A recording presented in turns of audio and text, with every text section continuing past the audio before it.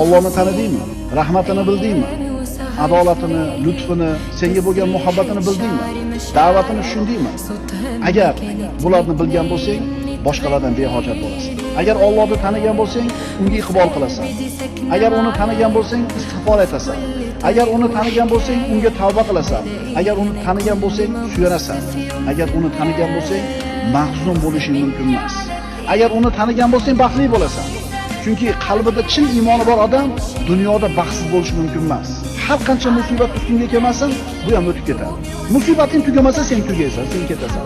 Allohning huzuriga borasan. Sening iymoning bor. Haqiqiy iymoni bor odam dunyoda mahzun bo'lishi, baxtsiz bo'lishi mumkin emas. Bir yosh yigit harbiy xizmatga bordi. 1 oy 2 oy xizmat qilgandan keyin otasi general, shu harbiy qismning generali. Endi serjant unga do'q bo'lsa qilyapti, qo'rqityapti. Endi shu bola o'tirib olib yig'ilib, xavotirga tushdi, aqldami? Agar qo'rqib xavotir olayotgan bo'lsa, bitta serjantdan deb